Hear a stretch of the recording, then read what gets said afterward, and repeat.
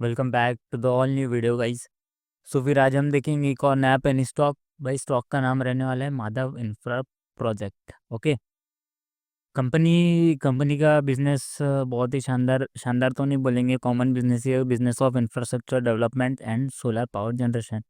बाकी कंपनी ये Madhav infra project है जो एक पेनी स्टॉक है। आपको देखेंगे हम आगे कितने की प्राइस पे ट्रेड कर रहे हैं। और भाई पेनी स्टॉक है समझ जाओ, और पेनी स्टॉक में फंडामेंटल्स रहना, एक स्ट्रॉन्ग फाइनेंशियल्स रहना बहुत ही इंपॉर्टेंट है, नहीं तो बहुत सारे लोग उसमें ट्रैप हो जाते हैं। ठीक है, तो भाई अपन ने एक बहुत ही तगड़ा स्टॉक ढूंढ के लाया है अपने कुछ सब्सक्राइबर्स के लिए। ठीक।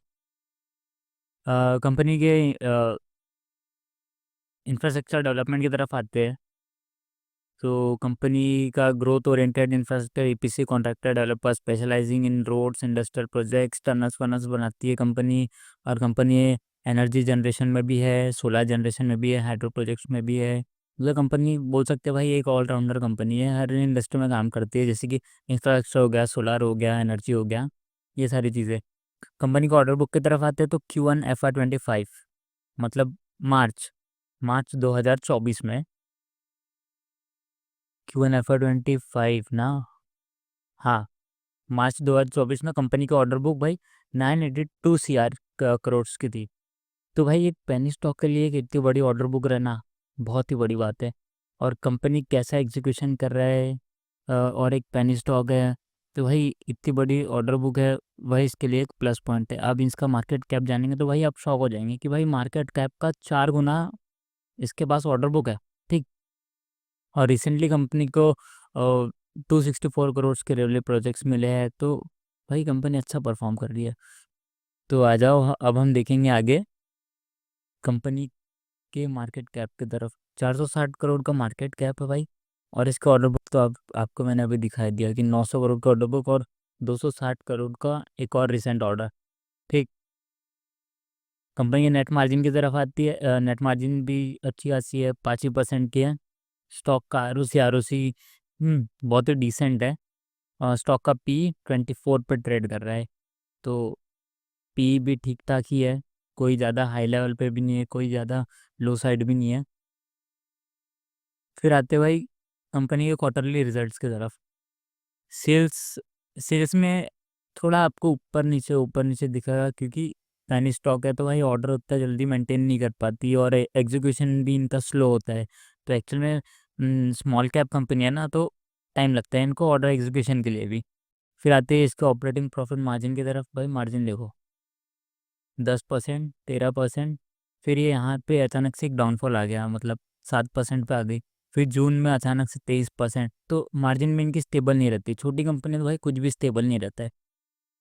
बस आप एक लॉन्ग टर्म में मल्टीप्लाई करके जैसे इसको होल्ड कर सकते हैं। ठीक।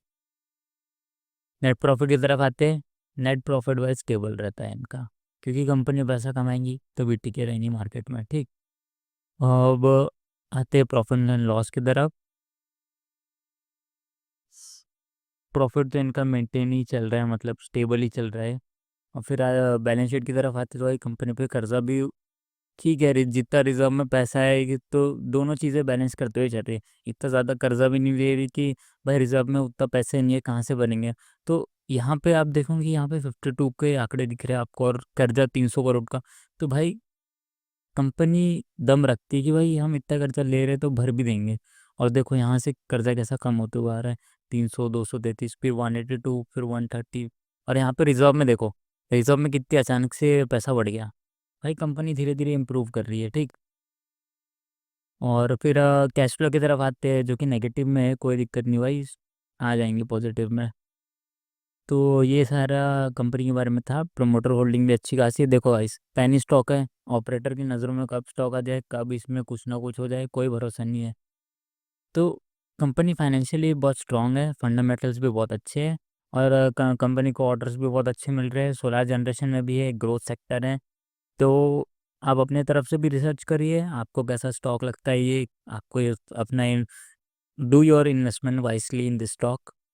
और बस इतना ही कहना चाहूँगा भाई, ये स्टॉक आपके लिए ढूंढ के ला दिया। पेनी स्टॉक बोल रहे थे कुछ लोग, ला दिए भाई 17 रुपये का। मैंने तो इसमें एक बार पोजीशन बना के एग्जिट भी कर सका, मैंने इसको 10 रुपये में ख़रीदा था और 18 में बेचा था। अभी ये फिर से वही प्राइस पे आ गया है, देखेंगे इसमें इसको लेना है।